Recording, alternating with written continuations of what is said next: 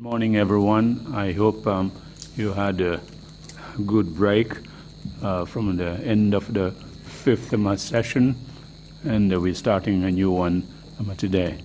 Imam Jallo, you have the floor for some. أعوذ بالله من الشيطان الرجيم بسم الله الرحمن الرحيم الحمد لله رب العالمين الرحمن الرحيم مالك يوم الدين إياك نعبد وإياك نستعين إهدنا الصراط المستقيم صراط الذين أنعمت عليهم غير المغضوب عليهم ولا الضالين ربنا إننا آمنا فاغفر لنا ذنوبنا وقنا عذاب النار الصابرين والصادقين والقانتين والمنفقين والمستغفرين بالإسحار شهد الله أنه لا إله وملائكته وأولو العلم قائما بالقسط لا إله إلا هو العزيز الحكيم ربنا آتنا في الدنيا حسنة وفي الآخرة حسنة وقنا عذاب النار سبحان ربك رب العزة عما يصفون وسلام على المرسلين والحمد لله رب العالمين آمين. Thank you very much, Imam Jallo. Bishop Odiko, you have the floor, please. Thank you, Chairman.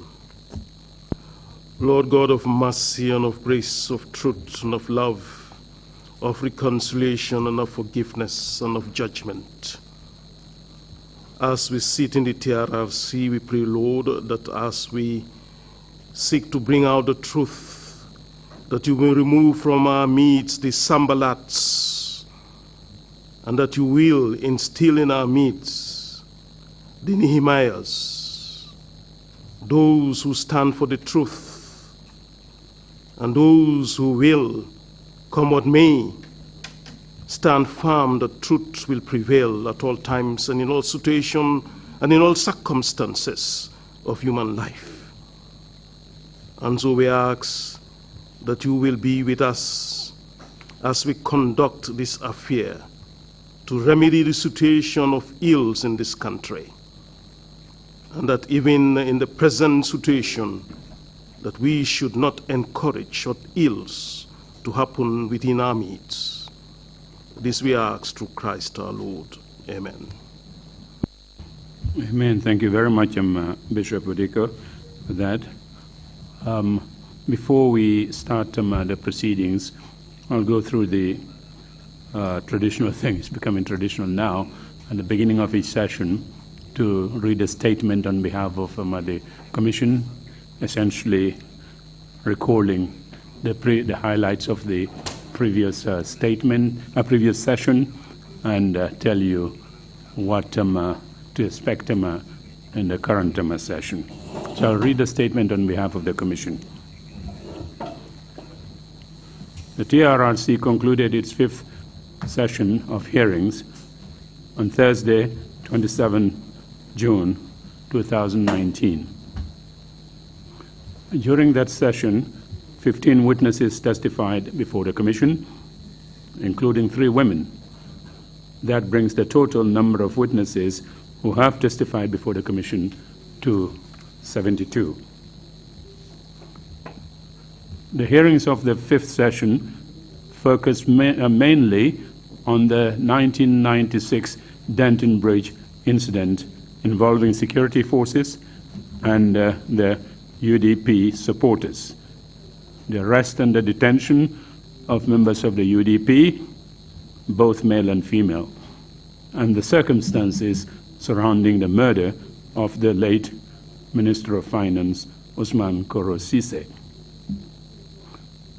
Witness testimonies revealed the Commission by the security forces of gross violations and abuses of human rights of the victims. The violations and abuses perpetrated at Denton Bridge by the security forces included torture and degrading treatment.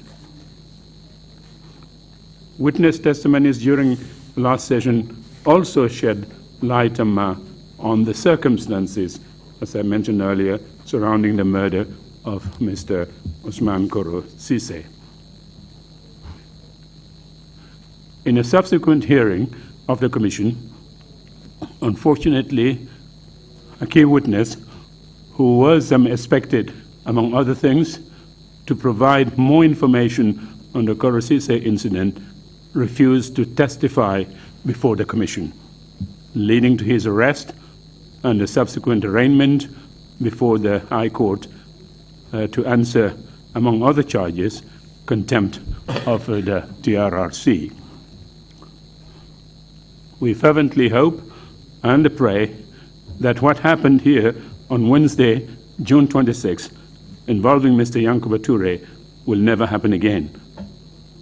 We also hope that what happened at the Kairaba police station will also not happen again. In this connection, we would implore all Gambians to always abide by the rule of law and to give peace and reconciliation a chance in our society. However angry or offended we feel, we should always endeavor to remain calm and adhere to the rule of law. We all must respect human rights and the rule of law, however challenging or inconvenient the situation. Our sixth session, which starts today, Monday, 8th July, will end on Thursday, July 25th, 2019. As we embark upon this sixth session, we expect them to hear testimonies on the suppression of the freedom of the press and the related human rights violations involving the media and the individual journalists.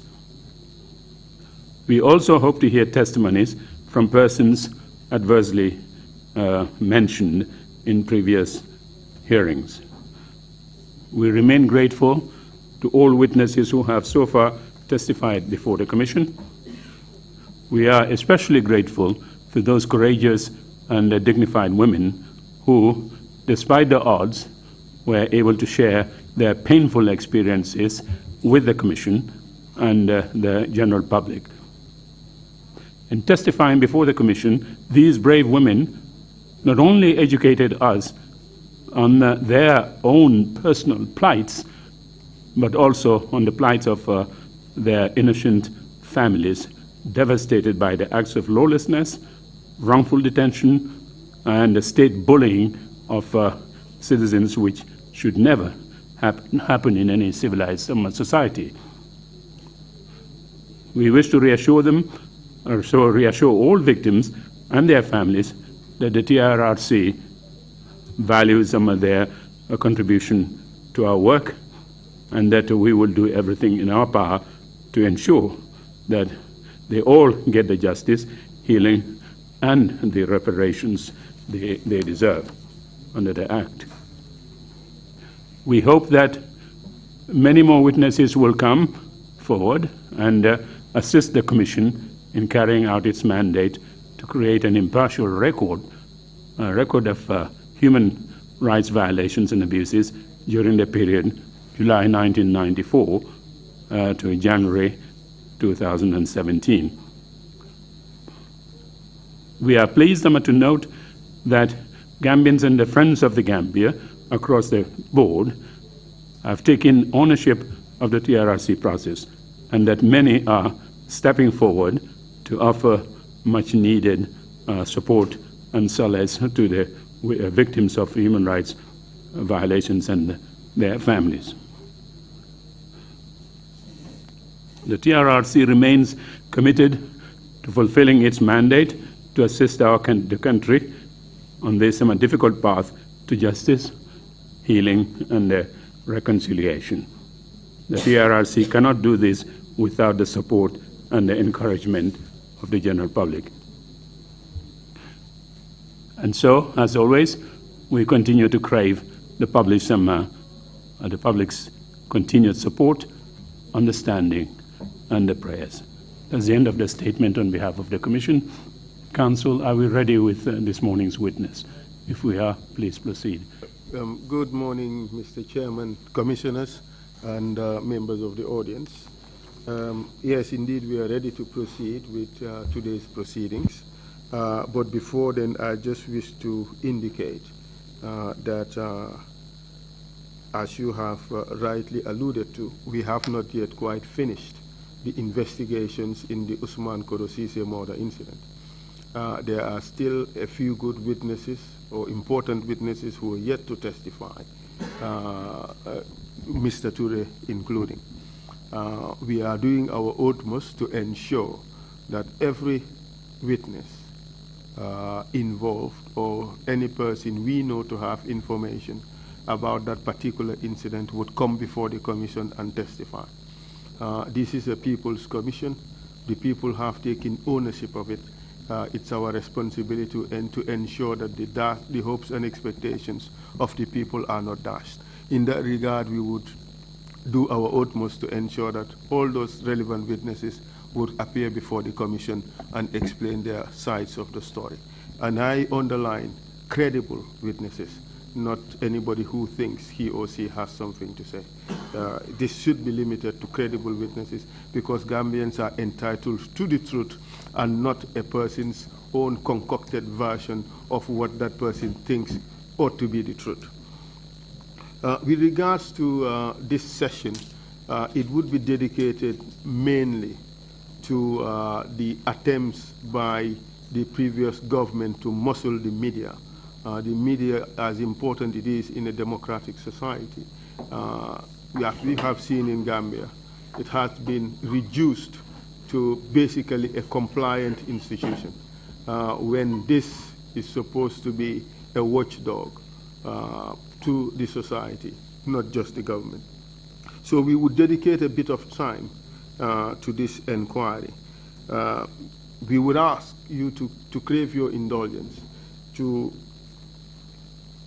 Our chronology today would be a little off. Ordinarily, we should start with a context witness who would just deliver the bones, and then we would have the victims to really fill in the bones and provide more detailed testimony. Unfortunately, that is not possible today in view of the fact that we had some logistical issues to deal with. But this morning, we would start with Horeja Balagay, and she would ably lead our witness to talk about his own victimization and things that he witnessed regarding the media. And thereafter, we would have a representative of the Gambia Press Union to talk about the general victimization of the media. So over to you, Horeja. Thank you. Thank you very much, Mr. Fall. Good morning, Mr. Chairman. Good morning, Commissioners. Good morning to you all. We are ready to proceed with the witness. I kindly ask the usher to bring the witness in. Thank you.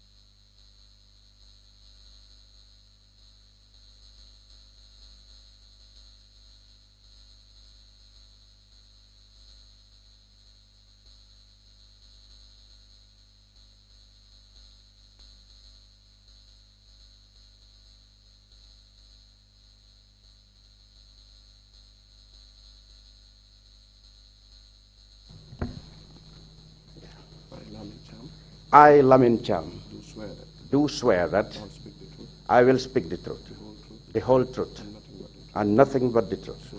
So help me God. Please take a seat, Mr. Cham. Good morning to you and welcome to the TRRC. Good morning, everybody. Thank you for making the time to appear before the Commission and testify. We already met, so you know my name. I will be representing the commissioners today and asking you questions in order to provide the public with additional information about what happened. Okay. Please be mindful that in the hearing room, there is interpretation into the local languages. Okay. Therefore, kindly allow a few seconds in between our speeches in order to allow the interpreters to finish what they're interpreting. And also, please speak slowly. Additionally, if my questions are unclear or you would like me to repeat, please feel free to do so. Right. For your information, today's session, I intend to cover 3 main topics. The first being your background and professional experience. Thereafter, we will talk about the role of journalists generally, as well as the climate under the previous regime, the climate under which journalists operated. And we will conclude with your own victimization and the impact that that has had on you, your colleagues, as well as your family. Is that clear? Yeah, okay. So I'll just proceed now with my questions. Please state your full name for the record. My name is Lamin Cham. Mr. Cham, can you tell us when and where you were born? I was born on April the 27th, 1965. And where were you born? In Collier Village, Eastern Kiang, the Lower River Division, then now region. Okay. Can you briefly tell us about your educational background? So where you went to school and the dates, if possible, just the years. I attended Kayaf Primary School from September 1972 to July 1978, and then Latrikunda Secondary School from 78 to 82, and then I enrolled at the WEC Mission. Then it was a mission run by Germans. They had a college for adult literacy teaching, and from then on I switched to my private GCO levels, and when I became a journalist, I underwent professional training at the BBC, trainable at Bush House, broadcast journalist and African Reporters Run. And then I went back there to do a postgraduate diploma on general journalism, part-time at the London School of Journalism. I completed that. So can you just tell us when you completed your course at the London School of Journalism? I was between 2007 and 8. 2008 rather, 2007 to 2008. Can you tell us when you started your career as a journalist? I joined the Daily Observer. That's where I started in September 1992. And since then I have become a journalist. I've remained a journalist. Well, if you can briefly run us through your career. You started in 92 at Daily Observer. What was your post at the time? I was a freelance sports and general reporter. Later I was confirmed and appointed as a sports and general news reporter. I rose through the ranks to become editor-in-chief briefly in 2003, and then later full-time editor-in-chief in April 2005. So you were editor-in-chief between 2003 and 2005 at the Daily Observer? In between. 2003 briefly, but then I came back 2005. And how long did you remain in that position in 2005? I remained until I left later that year on October 5th, 2005. You told us that you rose through the ranks. What are some of the other positions that you held before you became editor-in-chief at the Daily Observer? Well, I was sports editor. That was exclusively mine. But I was also doing news reporting. At the Observer at the time, we do everything. Yes, I was specialized, but most of the people there do every other thing. So I was doing news and other things. But mainly, I was editor for sports. That was my domain for much of the time when I was there. But like I said, I was doing so many other things. So when you left the Daily Observer in 2005, the latter part of 2005 in October, What did you do next? Even before I left Observer, I had also freelance journalist in many places. I was freelance sports presenter and reporter on the television, GRTS, and I was freelance reporter for BBC World Service for sports. And later, when Ibrahim left, I was also doing freelancing for the BBC World Service news. And which Ibrahima are you referring to? I'm talking about Ibrahim Stilla. He's currently the Minister for Information and Communication Infrastructure. So as someone who was a freelance sports reporter as well as a reporter who appeared on TV for the GRTS, would you say that you were very well known in the country around that time? Yes, the job goes with that. Yes, I can say I was fairly very well known around the country. So easily recognizable? Very much recognized. Wherever I went in this country, even now, a lot of people find it very easy to recognize me. Everybody knows me from television and newspaper. So between 1992 up to now, 2009, in fact, before that, what is your current position? Currently, I'm the editor-in-chief of the Standard newspaper.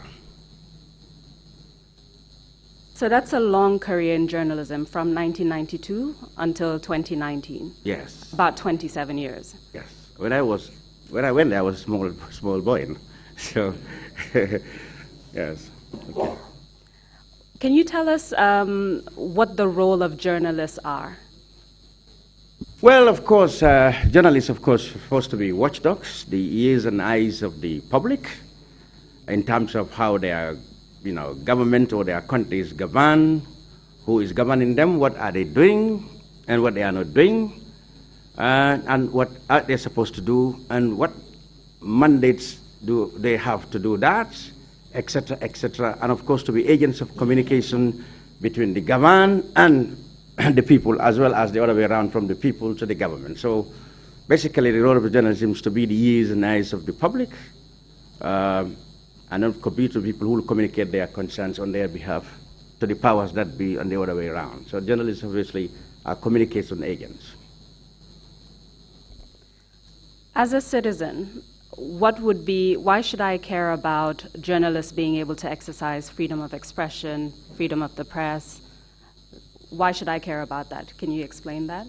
Well, that's quite important because without journalism, obviously, most of the things, activities in the world would definitely not be possible. I mean, we wouldn't know, for example, who is saying what or doing what on our behalf, and we would not even be able to take part in the national debate or in the affairs of our nation without being properly informed. And that is why you have to care whether journalists are free or not, because if they are not free, you will not get the independent and most informed education you need yourself to know how your society has been run.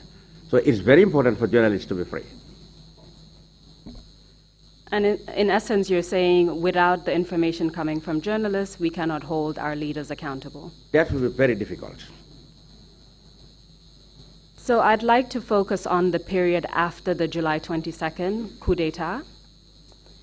Were you still working at the Daily Observer at that time? Yes, I started in 92. That was 2 years before the 1994 coup d'etat, and I continued. Well, before the 1994 coup d'etat, the press was relatively, I can say, free. Even though there were issues, but then there was no deliberate and very clear assaults on the media as it happened after 1994. Now, where I worked, the Daily Observer was definitely a typical example of the harassment that the journalists and journalism suffered at the hands of the FPRC junta, and then, of course, which went on to bring about the PRC. So, yes, the Observer was #1 place where I think the first, if I'm right, most serious adversaries against journalists occur. So around that time in 1994, there was no social media. No, there wasn't any social media. And you've told us about the Daily Observer's importance at the time. Can you tell us the relationship between the Daily Observer and the AFPRC regime in the beginning? Well, I can tell you that was before the advent of the television, so the AFPRC junta actually, in fact, relied on the Daily Observer for many reasons. One, it was the most popular, most widely circulated, most widely read, and the international community depended on news that is coming from the Daily Observer mostly. Of course, there are other papers like the Point, which preceded the Observer by 6 months or so. And then there was Foria, of course, which had been here 5 years before the Observer, or maybe even 7. But then the Daily Observer, like I said, because of its, because of the innovation, because of its nature, became instantly popular. And the everybody depended on the Observer. I remember myself being at a press conference where Cham himself first asked, "Is the Observer here?" And when they said it was here, then he continued. So that shows you how important the Observer was at the time. So you would say that the AFPRC regime relied on the Observer in the beginning? At the time, because that was before the advent of the television, they always make sure that every independent newspaper is present, especially the Observer. Did the relationship between the AFPRC and the Daily Observer change after they came into power, meaning somewhere down the line? Well, yes, because when the honeymoon was over, that is when everybody had their stories, and everybody went back to do their job. They went to administer, according to how they said, what they came for, and the media returned to work and put them to account. That's where the problem started. And when would you say that this honeymoon between the media and the AFPRC actually? Well, it didn't take long. We started hearing pronouncements like journalists are illegitimate sons of Africa. That came from Cham himself. I think that was a very first signal. He said that at the rally in Bakau where I myself covered. Do you recall when that was? It must be in the very beginnings of the junta's regime, maybe 94, 95. Illegitimate sons of Africa. Yeah, but then of course, even before that, I remember the very first time I saw or I experienced adversaries or the true nature of how they felt about the journal was one morning, just after the coup, this must be July the 25th or something, Sana Sabali came with a long convoy of vehicles, and they came into our office, the top floor. And, in no time, the top floor was occupied by people in uniform, and they went into Mr. Best's office. I asked Who was Mr. Best at the time? Kenneth Best is the proprietor, or the man who founded the Daily Observer. He is a Liberian. He's still alive. He came from Liberia and was in exile here, and then he set up the Daily Observer. They came in there, and they went into Mr. Best's office. I found out later what was all this about. The then editor, A.A. Barry, told me that the soldiers picked somebody who was selling the Observer at a price that was more than our official price, and they wanted to know why that was happening. So you could see a little thing like that, that brought the the vice chairman of the junta to our office in a very intimidating fashion. So since then, I know that we're going to be in trouble with these people. So in fact, the honeymoon that you speak of didn't last more than a few days, it seems. It didn't last. So can you tell us how that relationship evolved? It continued like that, and in matters came to a head when they started criticizing publicly what the Observer was publishing. I remember the earliest I remember was again the Daily Observer, because then I told you the Daily Observer was one of the most independent source of information in the Gambia. And we started running editorials, and carrying news that's not necessarily their side of the story, but people, scrutinizing their ways, their speeches, and their activities. I remember when the junta published a list, supposedly they said those were evidences of financial, misappropriations, which of course was in fact a list of loans contracted, by parliamentarians. They published those lists as cases of, financial embezzlements. And one of the MPs, who was then of the opposition NCP, Majanko Samsa, came on the front page, was featured on the front page of the Observer, said Jammeh's actions were misleading because these were not monies that were accrued through fraudulent means. These were loans that were properly contracted, and they're going to pay the loans if they've not been thrown out of office. So that headline came, Jammeh's actions were misleading. I remember very well that was my first example of how they felt about what's been written about them. And I knew from there that they were not going to accept criticisms. Sorry to interrupt you, Mr. Cham, but I believe you're speaking too fast for the interpreters to catch up. Therefore, kindly slow down. This particular incident, do you recall when it occurred? It was immediately after the coup, when they started, well, they believed they were starting to convince the people that the PPP regime was corrupt. One of the things they did was to publish this loan that they said was given to parliamentarians, and Majanko Samusa of the then opposition NCP said that act was misleading because these were not monies that were fraudulently acquired or given to them by any other means, but through loans that were properly processed. And at that point, the Daily Observer had allowed the member of the opposition to appear on its front page. Absolutely. He came to say that action was misleading. And you said that's where you started receiving criticism. That was my first experience, that these people are not going to accept criticisms. Can you tell us what happened? What led you to believe that they will not accept criticism? Well, I thought that was fair comment, simply. I mean, they were painting a picture, and this guy came up to say that, well, this is definitely not the way you are saying it. This was loans that were properly contracted, and you cannot categorize them as misappropriation of funds, even though the NCP was in the opposition, but they were fair enough to say that this case is not misappropriation because they were loans, and they wouldn't take that. So I think the problem was Jammeh didn't want anybody to have a counter opinion or another voice from what he said and what they said. So that was the problem. I knew then they will have a problem because as journalists, of course, every day our job is to bring all sides of the opinion to the public domain. So I knew from then we were going to have problems with the junta. So what I'm driving at is what kind of criticism you received from the members of the AFPRC following this incident. It was clear to you that they did not want to allow dissenting voices. They started, of course, campaigning that, well, the Daily Observer destroyed Liberia, and they're going to continue to do the same thing in the Gambia. I mean, these sentiments were there, to be fair, even before the coup. I mean, there were people in the PPP regime who had these similar sentiments that, well, Mr. Best came from Liberia, and most of the things that happened there were caused by journalists like him, so probably he's going to bring the same thing here. I mean, there were sentiments like that during the PPP regime, but I think the PPP regime was more grounded in protecting democracy and freedom of expression. They didn't, the powers did not entertain that much. But then I started hearing the same things at the beginning of the AFPRC junta, so I knew that our paper was going to be targeted, and it happened that way.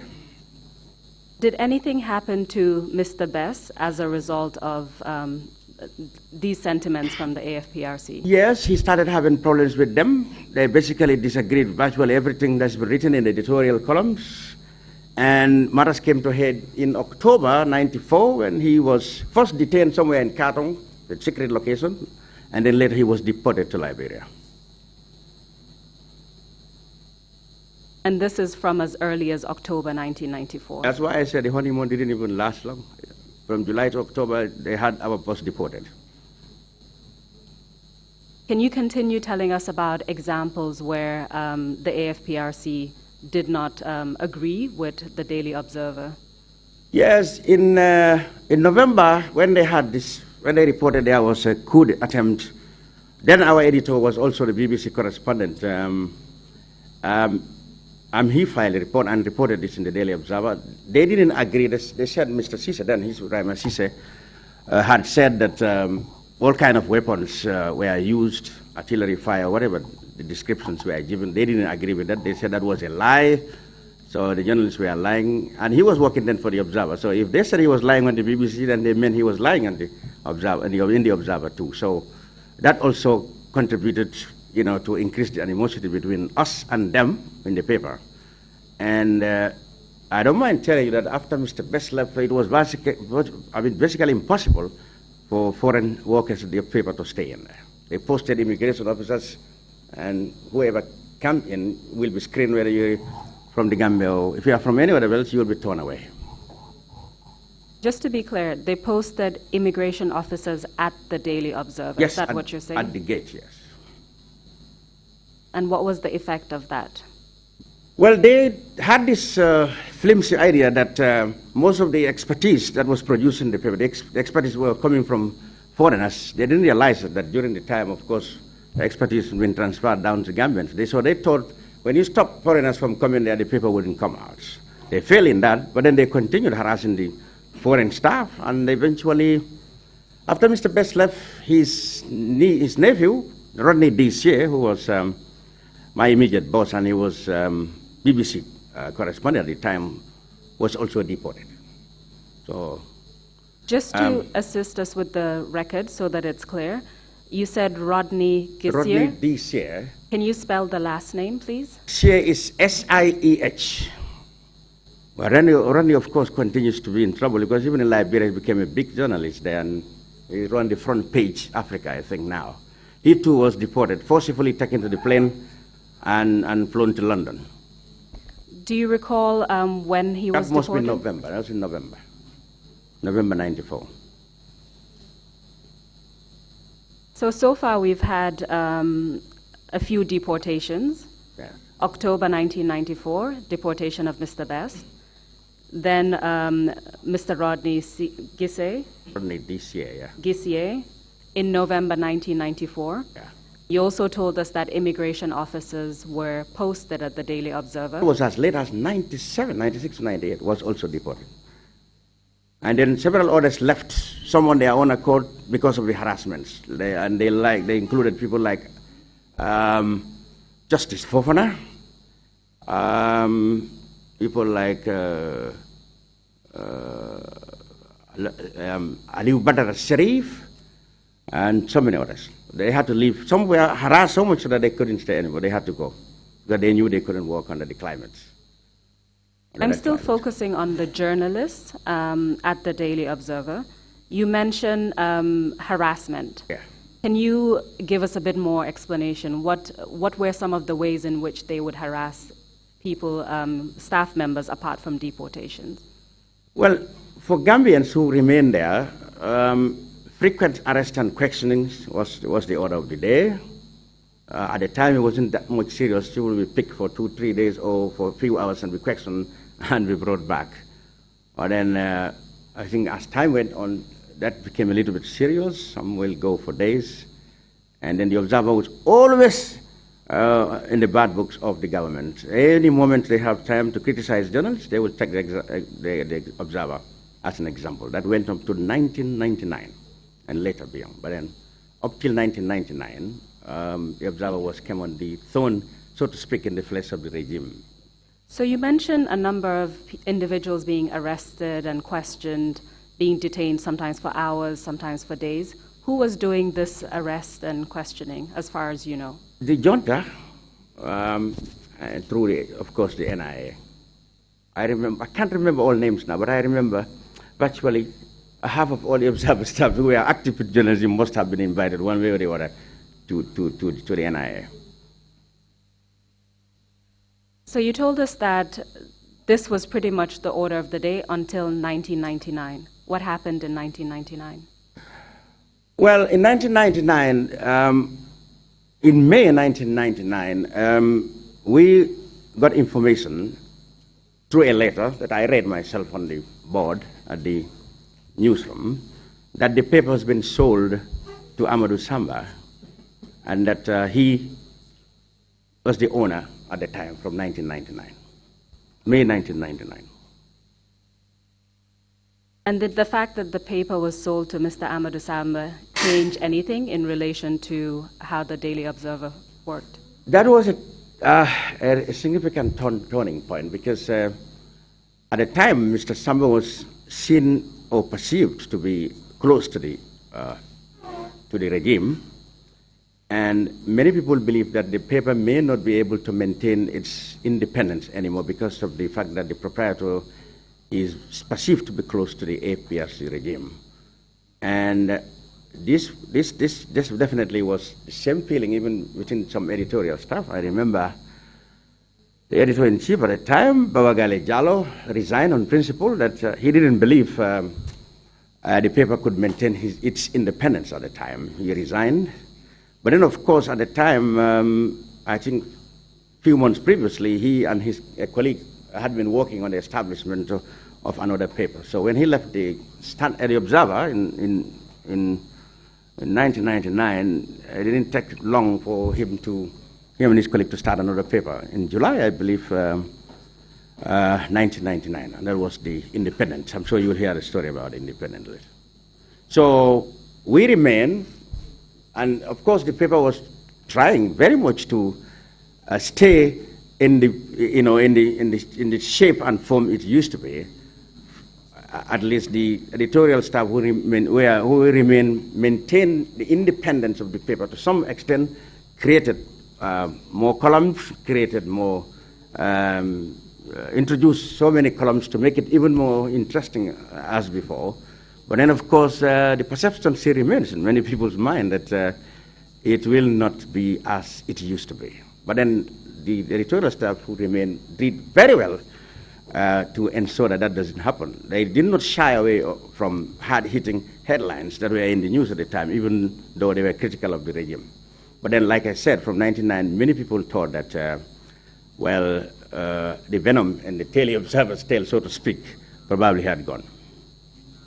So what you're saying is that in spite of the paper being sold to Mr. Amadou Samba, who was perceived as being close to the then president at the time, the editorial staff was still able to publish hard-hitting stories? To the best of their abilities, yes. They've maintained, they try to maintain the independence of the paper and not to avoid hard-hitting stories that wouldn't have been approved by the junta. But then, like I said, they did all the best what was possible under the circumstances. But then the perception that it probably had now lost its, was everywhere. But the editorial staff did very well to maintain that stand. And it went on like that until I think somewhere in the early 2000s when things became to be very bad.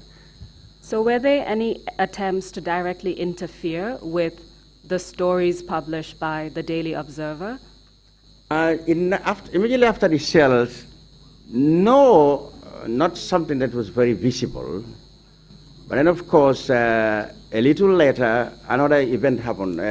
Demba Ali Jao, who was news editor and was seen to be very critical, a very critical columnist in the paper, was asked to go. He was asked to go. So this lent credence to the people who perceive that perhaps now the paper is no longer going to be independent. So if anything, Mr. Jao's sacking led to that, just to confirm that maybe things will not be as they used to be before. So your point is that Mr. Demba Ali Jawo's, the fact that he was asked to resign is seen as an example of someone being very critical of the government being asked to let go. Yes, he was a journalist who was very much principled in protecting his independence. And he's known to be one of the harshest critics of the regime at the time. He had a column which was very critical of the regime. And so when the paper was sold to Amadou, like I told you, even among the journalists who were there, some thought that perhaps things wouldn't be like the same. They resigned, like people like Babagare Jallo. A little later, Demba Ali Jawo didn't choose to resign immediately after, but then he said, well, perhaps if they had no interference with editorial matters, then he didn't feel the need to go at that time. But then a little later, he was asked to go. Do you recall the date? Do you recall the date when he was asked to resign? I can't remember, but it was later in the same year, 1999. And do you recall who fired him or who asked him to go?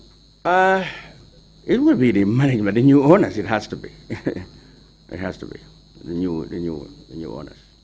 Are you speculating, or do you actually know who? Oh, yeah, asked? of course, it was the new owners who asked asked him to go, the new management. And Sherian Cisse was brought in as managing director after the sale. Theophilus George was the one after Best left. So Theophilus was removed as manager when the paper was sold to Amadou Samba. And Sherian Cisse, who was then managing director of the, I think it was Custom Exercise, Custom. Then he was now GRA, was brought in as managing director. So it was under him that Jao was asked to go. That was new management by the new owners at the time. So after the new management asked Mr. Demba Ali Jawa to leave, can you tell us about what happened next at the paper in terms of your ability to remain independent and... Yes, like I told you, we did a lot under the circumstance to maintain the paper's independence. Like I told you, we make it even more interesting. We introduced columns, increased even size, I mean, to some extent circulation, because a lot of other interesting columns were there. But then, of course, we had always lived on this climate that we are actually under a new management, and we know we will have troubles in the way we do things as opposed to the previous time when we were on the best. What about direct interference? Was there any direct interference, for instance, from the State House? That will come later, because I remember, like I told you, Sherian was himself removed in 2001 and replaced by Buba Balde. Buba Balde was a former minister in the PPP regime, but he was the only minister who actually embraced the AFPRC in the early days of their regime, and so he was accepted. He was basically a member of the AFPRC, and he came as manager. Well, that's definitely confirmed, even more vigorously, even more clear that the regime were ready now to take control of the paper. So when Buba Balde came, things got bad. I remember in June 2001, it went up to a point that there was a mass resignation of journalists in protest to what they perceived to be Buba's interference in 2001, June. So that shows you that there was direct interference then at the time coming from the powers that be. Can you give us some examples of the direct interference that you're talking about?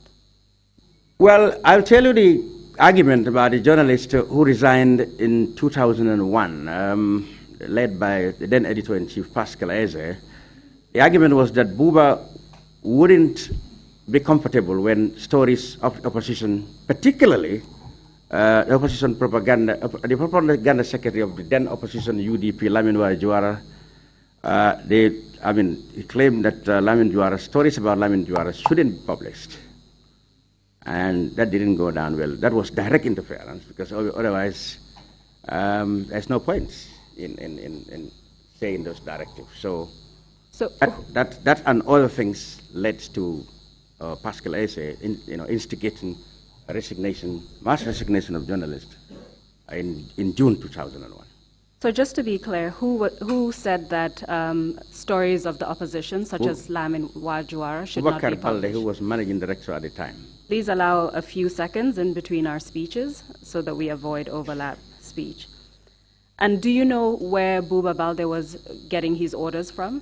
Well, it could only be from the APRC, the big guns, the APRC. At the time, Baba Job had a lot of influence over the Observer. In fact, it was even said that he either owned it or was the one put in charge to run it. And there was Lang Conte, who was made board chairman of the paper. And both those people are through and through APRC bigwigs.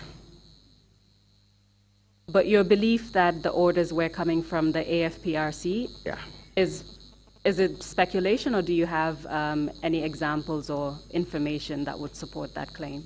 Yeah, through Buba's actions and directives. And Buba would always complain when he saw articles about opposition. I mean, left to him, there would be no opposition stories in the paper. Now, we used to argue always time with him that, well, newspaper is different from any other commodity. It's different from any other commodity, this is a thing you must sell to the public.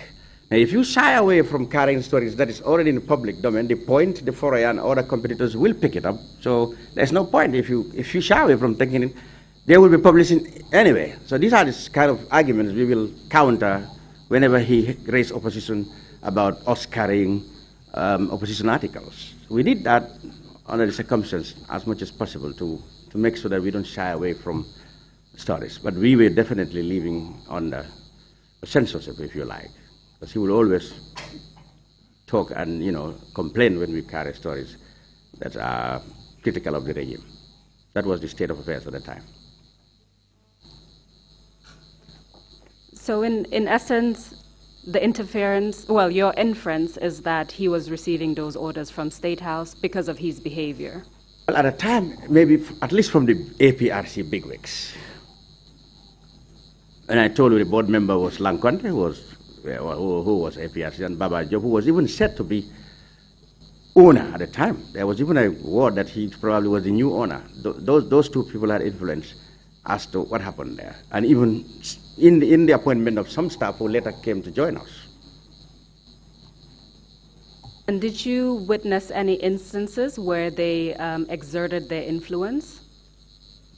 Well, they wouldn't invite us to such meetings, but I know, of course, decisions such as those things are made by them when they go to maybe Baba Job or Lang Contest place, perhaps. Maybe that's where they make success. Or maybe it could be in Buba's office when they come there, but I wouldn't be privy to that. But I know for sure that they had influence in what was happening at the Observer. Did the ownership of the paper change after Mr. Amadou Samba bought the paper? Not officially. I think it had always remained Amadou Samba's paper, even though, like I told you, there were very strong rumors that it was Baba Job's paper, but I didn't have any evidence of that. I knew he was very influential in Observer matters between 2001 downwards until his own arrest and incarceration in 2003.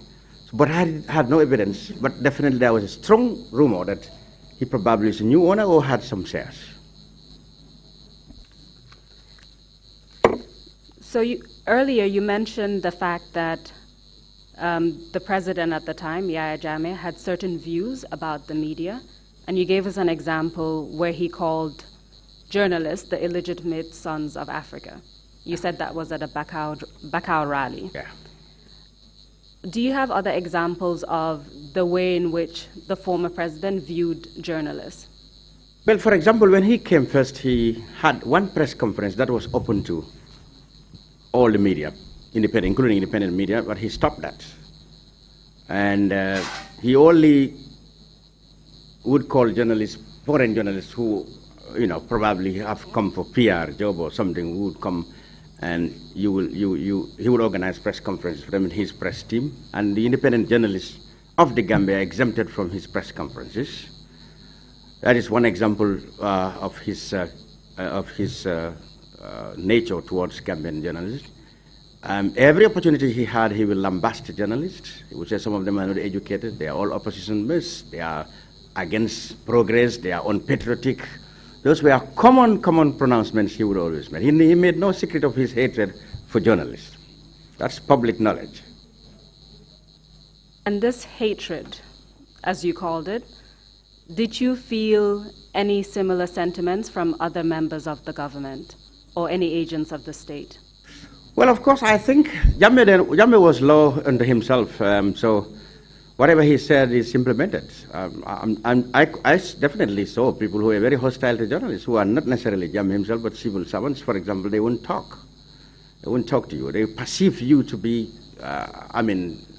people who are just, how would you call it? People who are just nuisances, who just want to make trouble. And that's the picture he painted of journalists. And of course, he was law unto himself, so everybody followed suit. They had a hostile relationship with journalists. It was impossible to get information from public officials.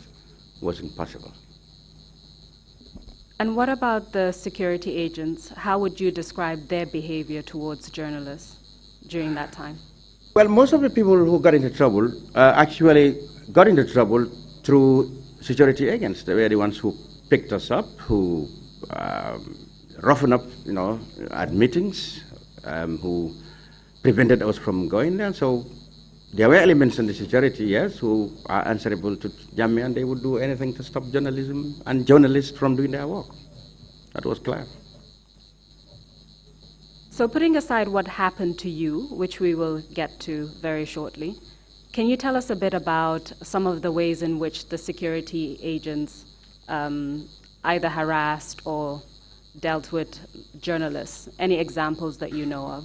Well, there were many incidents. The earliest incident I remember was our reporter Abdullah Savage, who went to the Bakau barracks in the aftermath of the attempted coup of November 1994. He was beaten up, battered, and was almost killed. That was one incident. Before you proceed, who was he beaten up by? Abdullah Savage, by the soldiers, of course, the Fajara barracks. He went there to find out, what happened, and he was beaten up there. And so many others were beaten up by security. I remember a Sierra Leonean journalist who was supposed to have written a report about how a Sierra Leonean was maltreated, and the police invaded him and he was beaten. There were many incidents where our reporters' recorders were taken from them and never returned. And so many other incidents I can remember.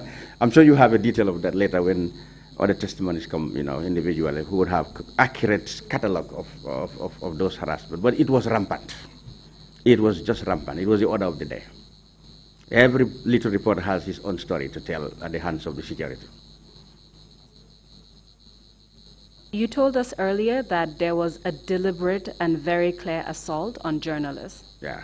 You also mentioned other ways in which journalists were treated, the hostility, the brutality.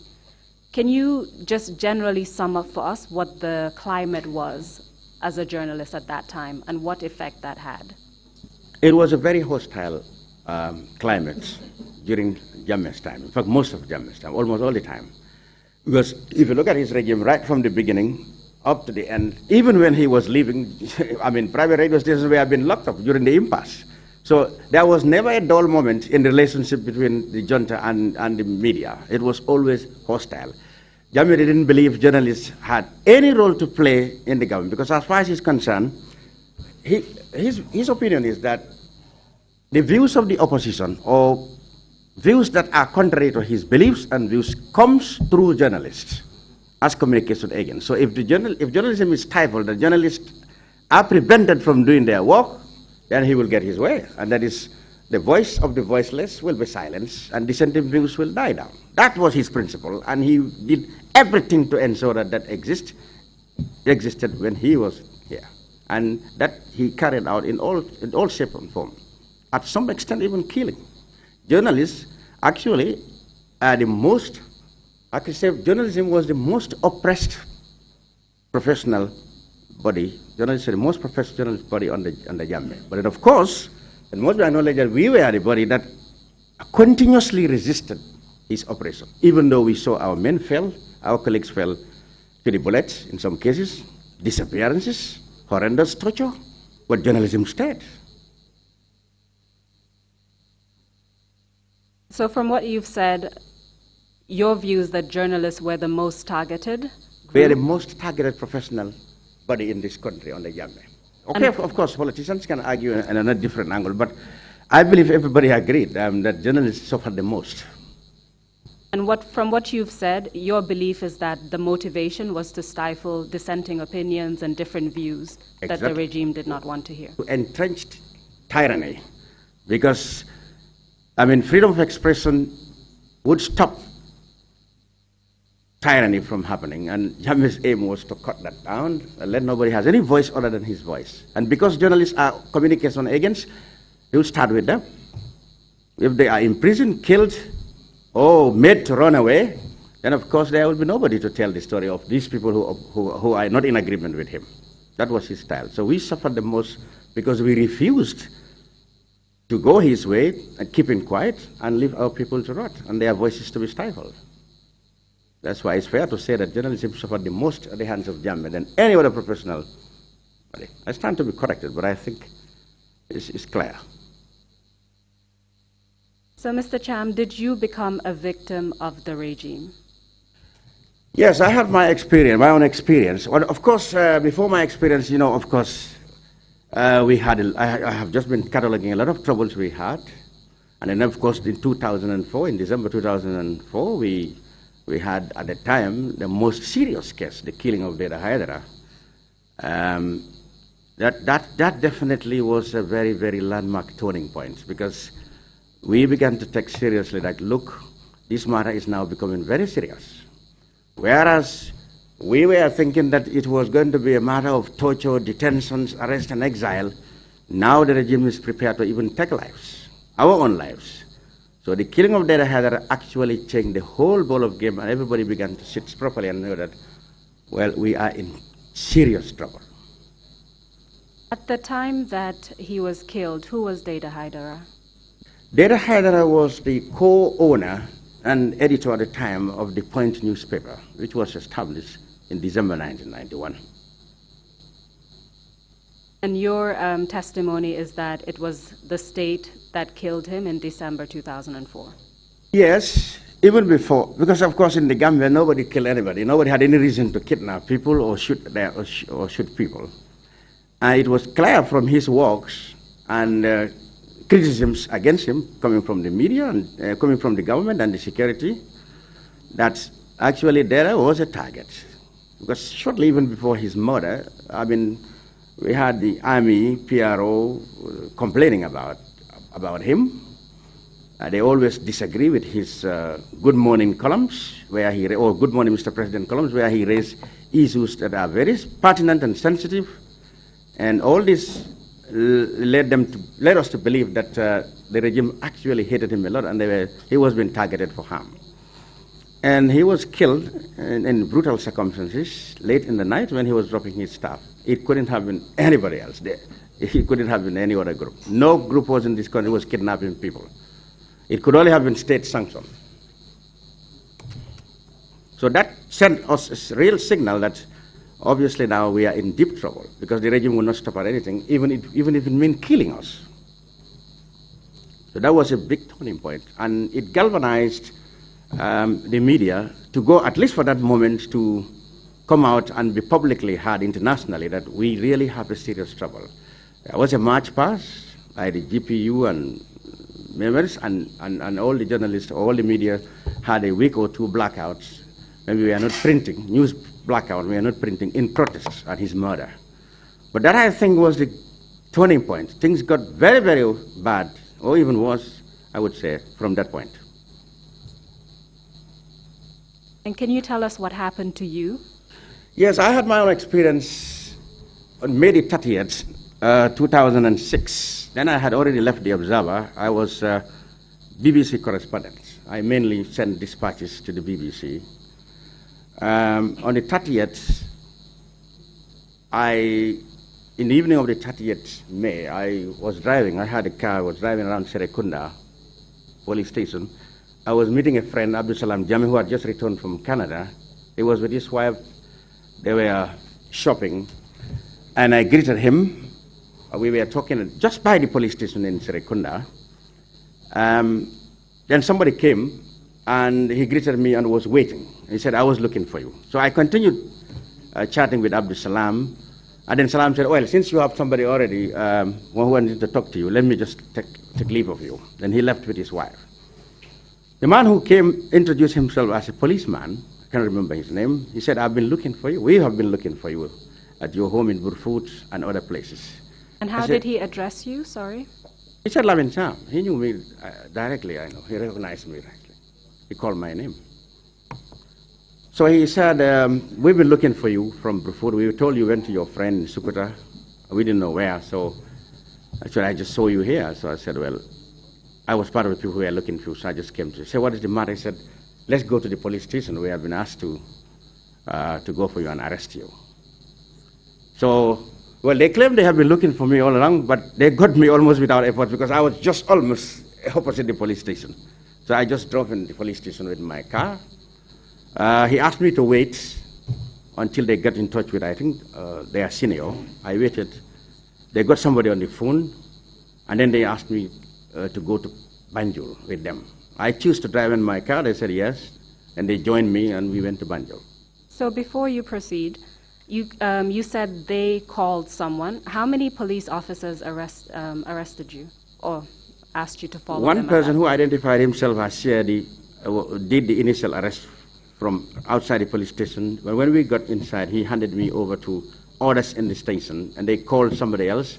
Then I was asked to go with two of them in my car. There were other group in another car leading us. And the two police officers that were, 2 or 3 police officers in your car, did you recognize any of them? Yeah, I recognized Botoketa very well. I didn't know the others, but I remember Botoketa very well. And at that time, do you know what part of the police force Mr. Botoketa was? Botoketa was part of the criminal investigations. He actually was criminal investigation, I believe, CIDO. So you proceeded to Banjul with these police officers. Tell us what happened. Yes, we drove straight to the police station, Central Police Station, Banjul. I was taken upstairs. It was about closing time. There were other policemen in the rooms. I was taken to one of the offices. I overheard them saying, one of them saying, but you were just asked to call him for questioning. And the other one said, no, that order has changed now. They said we should get him at all costs. I overheard them say that. So I was brought into a room which was definitely an office, because I found tables, television, and papers. And I was made to sit there. I sat there for some time.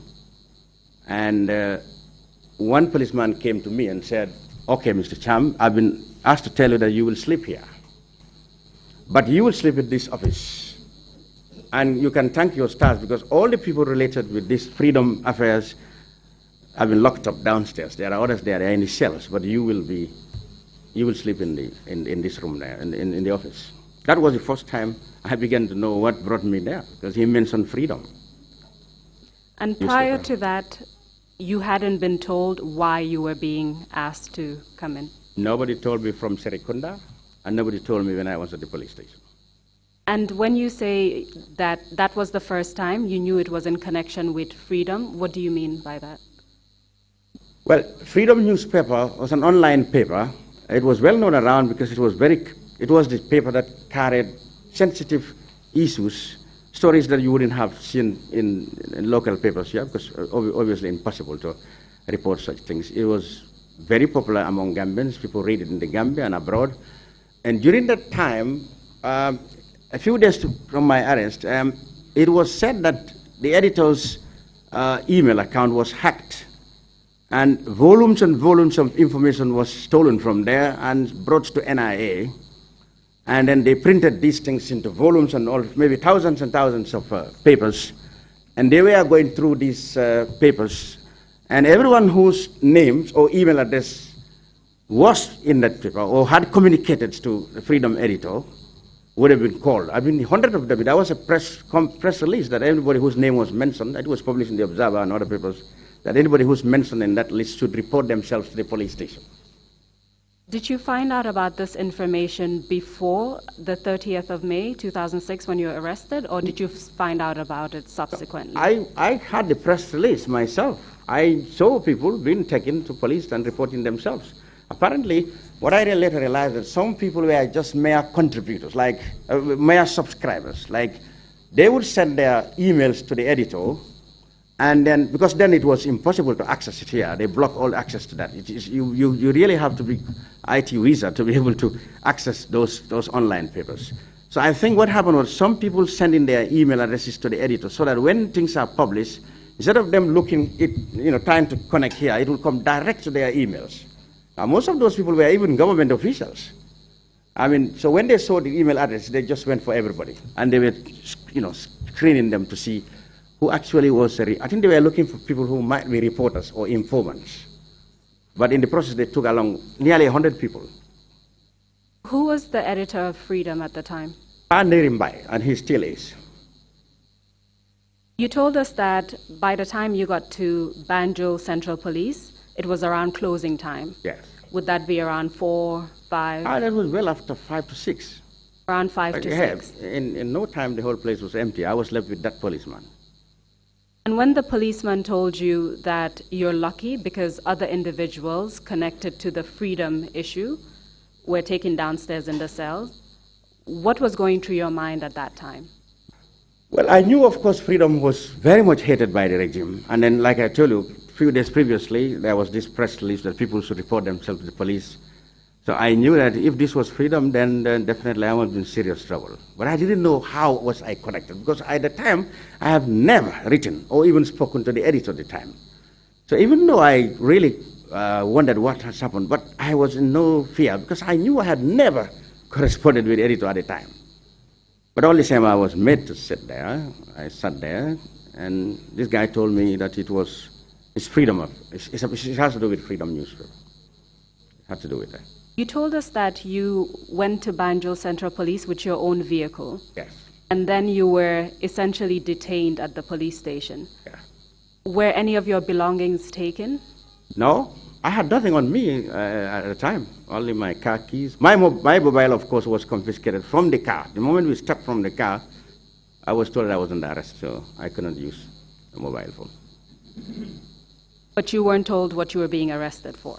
No, they didn't tell me. Only that policeman who was left with me told me that you will sleep here, but others connected with freedom are locked up in the cell below.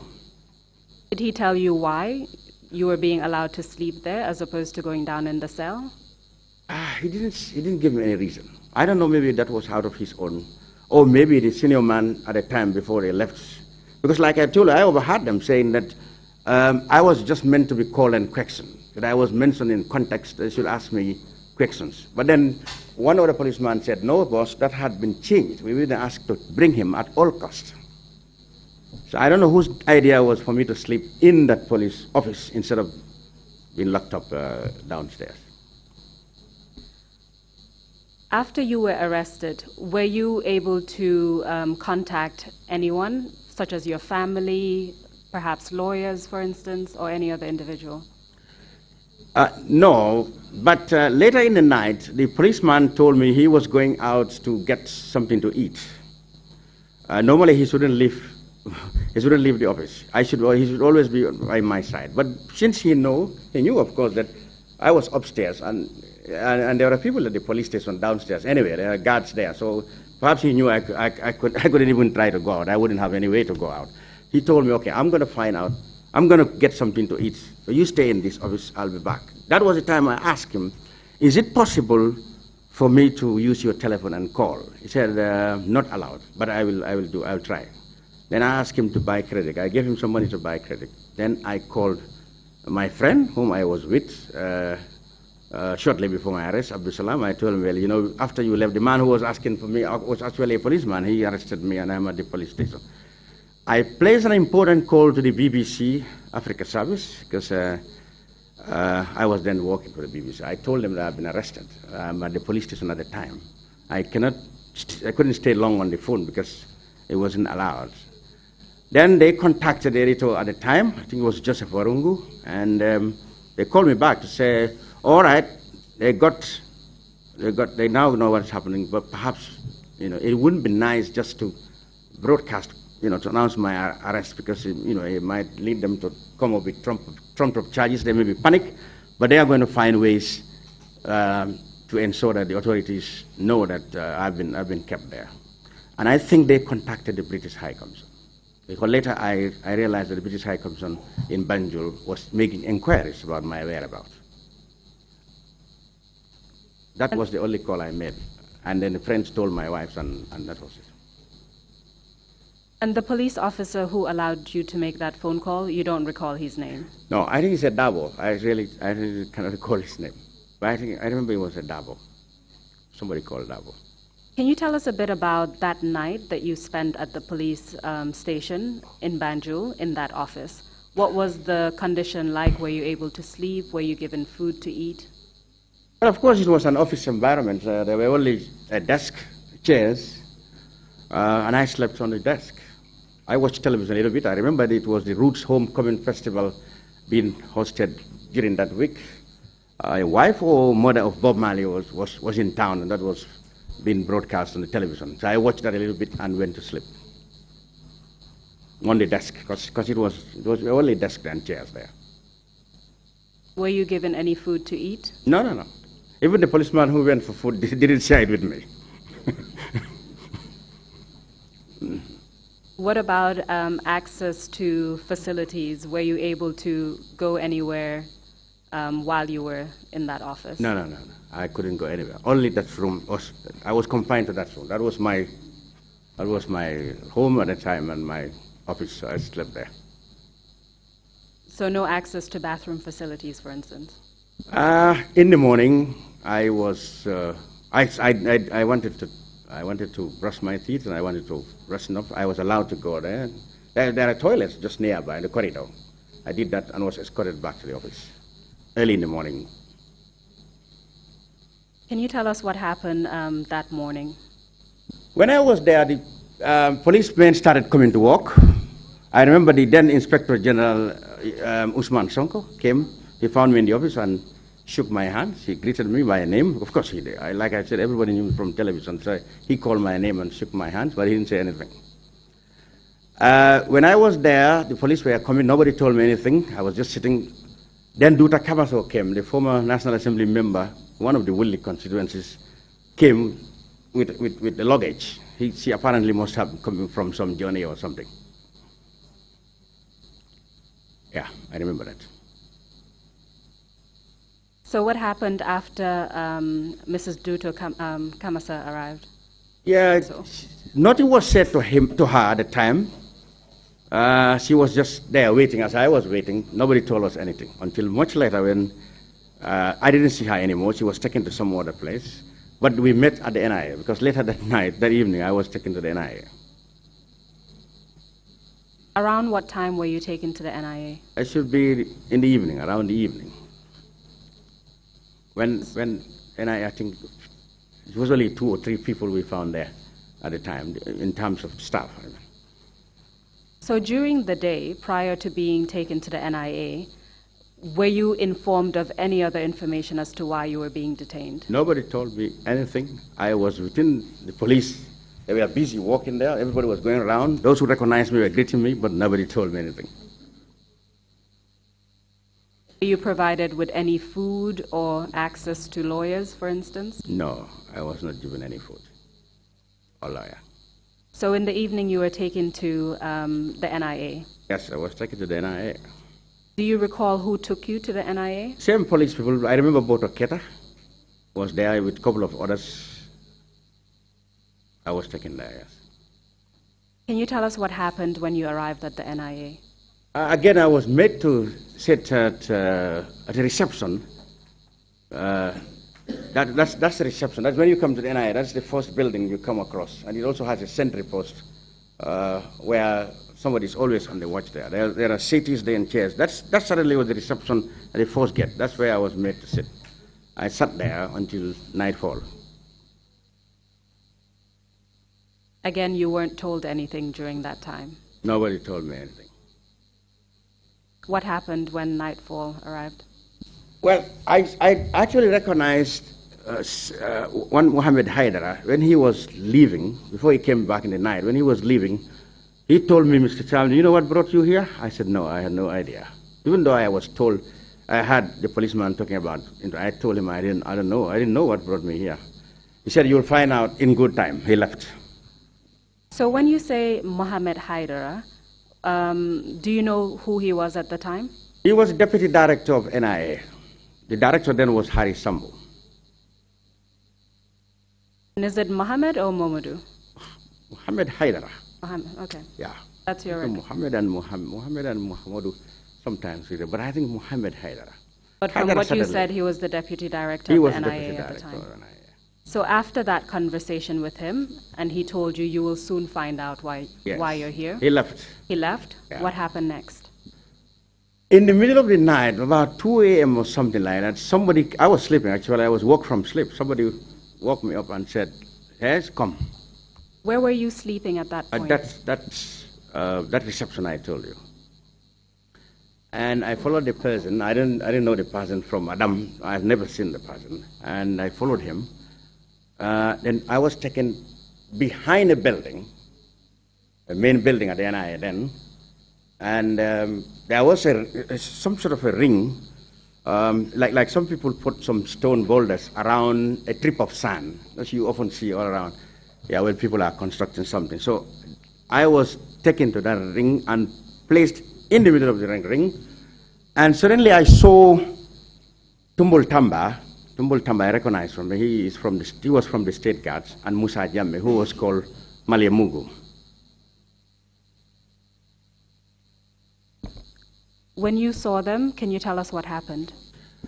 Well, even before I actually asked anything or found out anything, blows, whips, rain started falling on me. I could not understand, but I saw 8 other people who were obviously drunk. From meters you could breathe, you could smell alcohol from their breath. I've never met them, I've never known them, and they didn't look like they know me because I mean, they were total strangers to me. But Tumbul Tamba and Musa Jammeh, I knew them before. They were the ones leading that torture. Can you tell us how you knew Tumbul Tamba and Musa Jammeh prior to that incident? In fact, it was Tumbul I knew better than Musa. Musa, of course, I knew him as State Guard, and I heard a lot about his reputation. He was called Maliamungu. Tumbul I knew because he was a football fan, Arsenal to be exact. He had loved Arsenal so much. In fact, he had a vehicle that he himself labeled Arsenal 1. That was his own, my small car. That was his own vehicle. It was well recognized to be driven only by him. He rode Arsenal 1. That was his number plate. He was a good football fan. And I remember when he went, one year he went on a mission to Sierra Leone or Liberia. When we were at the stadium commentating, then it was African Nations qualifiers. He would call me. I would leave the commentary box to go and update him. And then I would come back to the commentary. So we had that relationship, always talking about, always is football. So I was totally surprised when I saw him as the leader of the gang who was torturing him. I was completely surprised. You were telling us about the gang of 8 men who were torturing you. Yeah. Can you tell us what exactly they were doing and what they were using to do it? Well, a lot of them had whips, like canes, which are obviously in robbers, because it looks like a robber chain or something. Others were using only their fists. They were stamping me from the back. They strapped my hands behind my back so I could not resist. And others were stamping on my feet, my legs, everywhere. I was bleeding everywhere, profusely bleeding. Every part of my body was bleeding. And I realized that when I go out of energy, because they were asking questions. Tumbul was asking, what did you tell, what were you congratulating Omar Ba for? And then, why are you congratulating him? What did you tell Pandere? I told him I don't even understand what you were saying at the time. And then it turned out, then they went to other questions like, how much is the BBC paying you? Why do you lie? Why can't you make a report without mentioning Jammeh? Those were the questions they were asking. And I didn't have any answer because I had no clue. And then they asked me who was James? I had no clue who was James. Those were the questions they were asking. I had no answer because I didn't know what they were even talking about. But they continued the torture until when I was about to lose, I knew when I was about to lose energy, and Tumbul will, like a leader of a band, he would call them to stop and they would stop. After I regain energy, he will continue his questioning. And then he will signal them and they will continue the torture. Went on like that. Then, after that 4th session, they took me now to a room where I found 2 NIA officials who I recognized to be Mohammed Haidara and Nuru Seka. Perhaps just give us the titles of those 2 individuals, and then I want to ask a few follow-up questions. Mohammed Haidara is the deputy director of NIA, I told you that. Nuru Seka, I later found out, is director of operations. You told us that Tumbul Tamba was in charge of this group. He was. You also mentioned Musa Jammeh, Maliamungu. Yeah. And you also mentioned the 8 individuals who were doing the actual beating and torturing. Yeah. Did you recognize anyone apart from those people? Only Tumultamba and Maliamugo, that's Musa Jame. But the rest I didn't know them.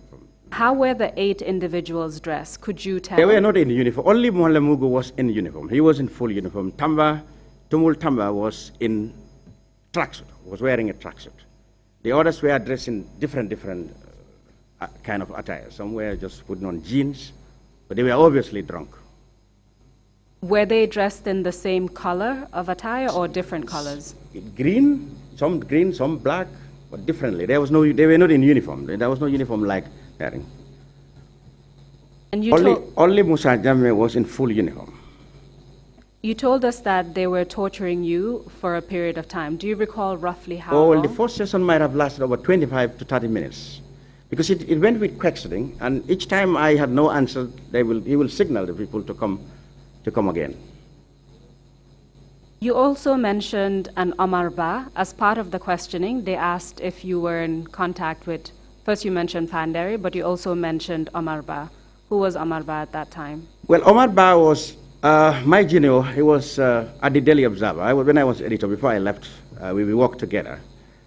And when he was here, I remember, of course, he was also a friend of Panderi Mbai. At the time, I didn't know the connection. At the time when they were asking this, I didn't know the connection. But they were asking me why I congratulated him, and who was a James, and why was I congratulating Omar Ba. I didn't know the connection at the time. It was later, much later, that I knew actually what they were trying to find out. Omar Ba was a journalist which was at the Daily Observer, and he was known to Panderi, I know, but then at the time I didn't know the connection. It was much later when I had an announcement that Omar Ba was being sought, that anybody who lodged him would be himself or herself in deep trouble. Then I began to connect. Perhaps I was connected with Omar Ba. But at the time I didn't know what was the connection. And the last question before the break, can you tell us what kinds of injuries you sustained as a result of that torture, that first session? Like I said, most part of my body was injured. My feet, for example, suffered a lot because they were stamping on my feet. I saw myself, my skin's been peeled off. I had wounds at my thighs, my ankles, my back, my face. My eyes were bloodshot red for a week or so. All the time I was there. In fact, it was the lady I told you, the woman I told you about, Dr. Kamaso, who acted in a mother way, in a mother for son. I was like our mother there. He took care of me. She took care of me. I later saw detainees who were fellow journalists who were missing, actually, and in the likes of Malik Mbub, Lamin Fati. After my torture, they looked at me. I said, "Oh, so this is where you were?" And they said, "Well, this is where we have been. Welcome to the club," so to speak. Thank you very much for answering my questions. We will come back to what happened after that first torture session. Thank you. I'll hand over to you, Mr. Chairman. I believe it's time for the break. Thank you. Thank you very much, Emma Council, and thank you, Mr. Cham. We'll take a 30-minute break and come back at 12 noon sharp. Thank you. Meeting is adjourned.